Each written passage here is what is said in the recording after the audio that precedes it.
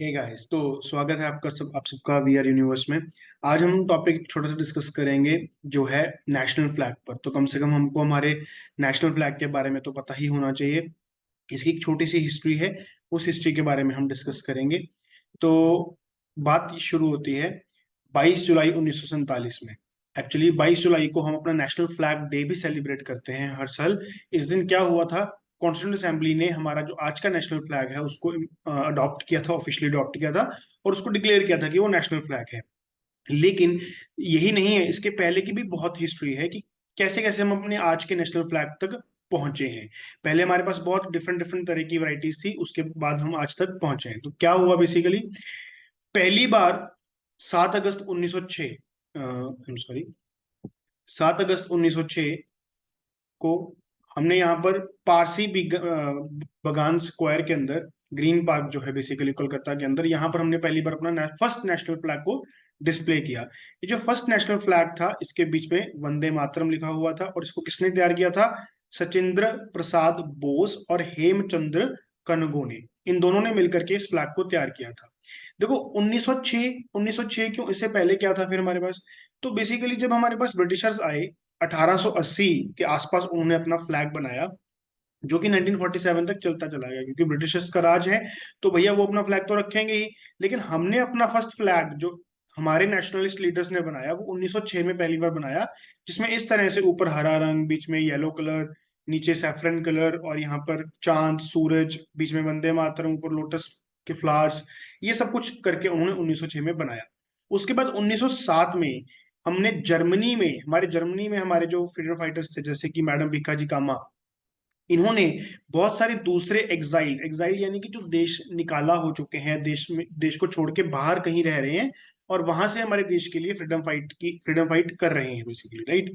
तो कुछ रेवोल्यूशनरीज ने मैडम गामा जी के साथ मिलकर के पहली बार किसी फॉरेन धरती पर हमारे नेशनल फ्लैग को लहराया। और वो जो फ्लैग था वो कुछ ऐसा दिखता था, जिसमें हरा रंग इन्होंने नीचे कर दिया, ऊपर सैफरन, बीच में येलो, वंदे मातरम, यहाँ पर फिर से मून, सूरज और ये सारा कुछ, ठीक है।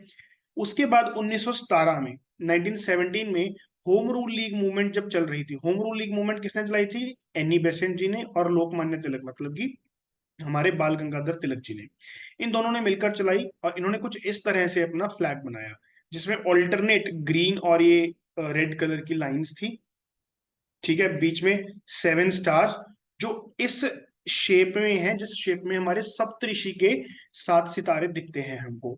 ऊपर उन्होंने दिखाया एक क्रिसेंट और उसके ऊपर एक स्टार, आप देख सकते हैं यहाँ पर। और उसके साथ में ब्रिटिशर्स का फ्लैग भी उन्होंने साथ में लगाया, यूनियन जैक, ठीक है। इसीलिए थोड़ी सी है ना, वो इनकी क्रिटिसाइज भी करते थे कि एनी बेसेंट और लोकमान्य तिलक दोनों ब्रिटिशर्स से एक्चुअली हल्के फुल्के सेटिस्फाइड भी थे, बस कुछ अमेंडमेंट्स डिमांड कर रहे थे कि कुछ ये चेंज कर दो, कंप्लीट इंडिपेंडेंस शायद वो नहीं मांग रहे थे, राइट। बट एनी हाउ, उसके आगे बढ़ते हैं। फाइनली 1916 में पिंगली वेंकैया नाम के एक हमारे फ्रीडम फाइटर हैं, उन्होंने पूरी की पूरी एक बुक लिखी, जिसमें उन्होंने बहुत डिफरेंट तरह के प्रपोजल्स नेशनल फ्लैग के ऊपर एक बहुत हैवी रिसर्च के बाद पब्लिश किए। बहुत रिसर्च करी और बहुत सारे उन्होंने ऑप्शंस दिखाए कि ऐसे ऐसे करके फ्लैग्स हो सकते हैं।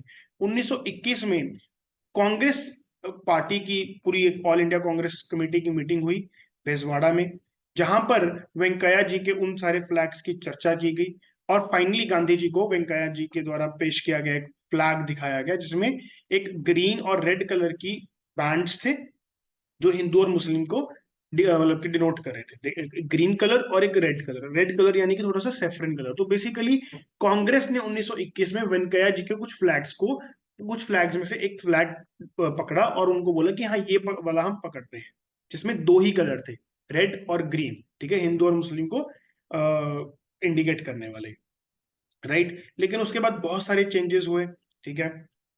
सेफ्रिन, व्हाइट और डार्क ग्रीन करते करते 1947 तक ये वाला फ्लैग हमारा फाइनल हुआ कि भैया हमको 3 कलर चाहिए, 2 कलर से नहीं चलेगा, एक सेफ्रिन कलर होगा, एक व्हाइट कलर होगा और एक डार्क ग्रीन कलर होगा, और उसके बीच में एक चरखा होगा जो आप यहाँ पे देख सकते हो, दिस इज है चरखा, ये वाला, राइट।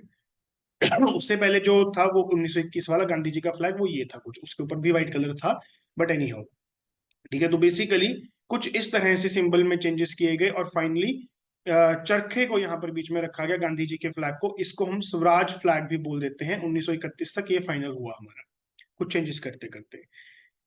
लेकिन बाद में आजादी के वक्त जब इसको फाइनल किया गया, क्योंकि आजादी के वक्त सारा कुछ हमारा कॉन्स्टिट्यूंट असेंबली में पास हुआ, जहां पर जवाहरलाल नेहरू जी ने इसको प्रॉपर एक रेजोल्यूशन के रूप में रखा कि भैया हम ये वाला फ्लैग पास करना चाह रहे हैं। और उस फ्लैग में क्या किया हमने, अशोक चक्र रखा। हमने यहाँ पर बीच में से चरखा हटा करके अशोक चक्र रखा, जो बेसिकली अशोका के एक पिलर से आया है, लेकिन इस चरखा को भी रिप्रेजेंट करता है। देखो डिफरेंस क्या है, डिफरेंस क्या बनेगा, डिफरेंस ये बनेगा कि ये जो चरखे का ये वाला चक्र है, ये एक तरफ हो गया और एक तरफ ये सारा सिस्टम हो गया, तो एक सिमिट्री नहीं बन पा रही है, राइट। तो इसको रखा गया कि भाई एक सिमिट्री बने, प्लस अशोका दी ग्रेट के उस पिलर से ये इसको लिया गया, जो बुद्धिज्म के भी धर्म चक्र परिवर्तन को रिप्रेजेंट करता है। फाइनली बेसिकली शांति का अल्टीमेटली प्रतीक है, राइट। तो इस तरह से जवाहरलाल नेहरू जी ने उसको पास करवाया, ठीक है।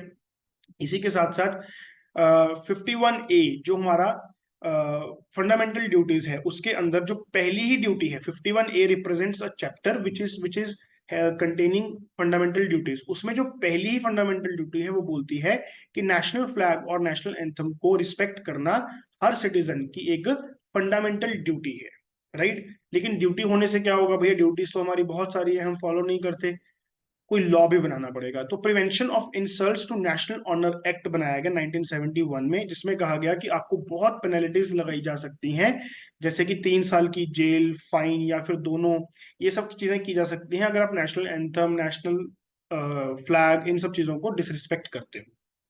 ठीक है, ये मैं आपको बता चुका हूँ।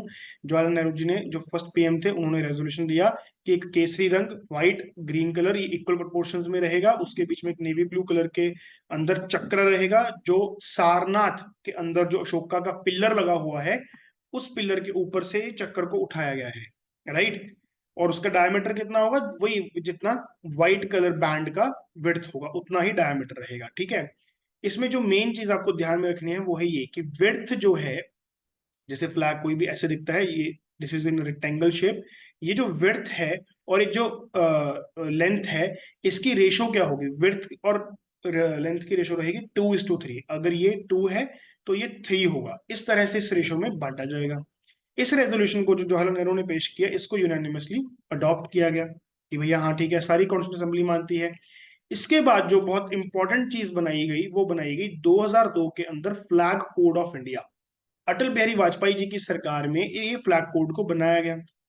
ये बेसिकली किताब है जिसके अंदर बहुत सारी हमारे फ्लैग के बारे में कुछ इंपॉर्टेंट रूल्स एंड रेगुलेशंस को बताया गया है कि इस तरह से हमारा फ्लैग होना चाहिए। अब आप कहेंगे सर ठीक है मैं समझ गया, ये 3 वाली लेंथ है और ये 2 वाली विड्थ है, तो कोई भी डायमेंशन हो सकती है, जैसे 30 centimetre is to 20 centimetre, 3 inches to 2 inches, ठीक है ना। इस तरह से हमारे फ्लैग की डायमेंशन हो सकती हैं, तो बस ठीक है इस रेशो में ले लेंगे, ऐसा नहीं।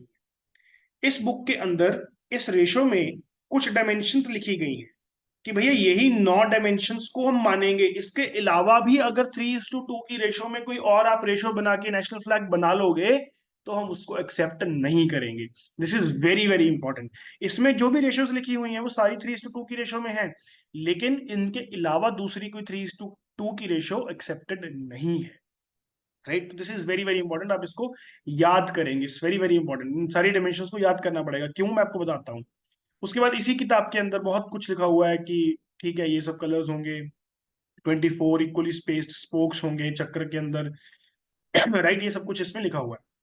लेकिन इसमें ही एक चीज और लिखी हुई है जो आपको ध्यान में रखना है, ये कि इसका कपड़ा क्या होगा, हमारे फ्लैग ऑफ इंडिया का कपड़ा क्या होगा। ये एक हैंड स्पन, हैंड वूवन, मतलब मशीनी मेड कपड़ा नहीं होना चाहिए, हैंड स्पन, हैंड वूवन, वूल होगी, कॉटन होगी, सिल्क, खादी वगैरह होगा।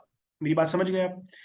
लेकिन 2002 के इस फ्लैग कोड ऑफ इंडिया के अंदर रिसेंटली ही 2000 मेरे ख्याल से कुछ ईयर 22-23 है, चेक कर लेना एक बार, उसमें एक अमेंडमेंट करी गई कि भैया पॉलिस्टर और मशीन मेड फ्लैग को भी अलाउड किया जाएगा। तो बेसिकली अब यहाँ पे लाइन कैसे चेंज हो जाएगी, इस तरह से हैंड वुवन और मशीन मेड, कॉटन, पॉलिस्टर, वूल, सिल्क, खादी, ये सब कुछ हम अपने फ्लैग का मटेरियल कपड़ा यूज कर सकते हैं। आई hope this is clear, this is very very important. अब पॉलिस्टर और मशीन मेड कपड़ा भी अलाउड है, पहले नहीं था। ठीक है, इसी तरह से आप देख सकते हो, इसी किताब के अंदर बहुत कुछ लिखा हुआ है, हर चीज देखने की जरूरत नहीं है कि भैया prevention of insult to national honour act, जो मैं पीछे बात कर चुका हूँ, इसके तहत भी आप को सजा दी जा सकती है अगर आप कुछ डिसऑनर करते हैं।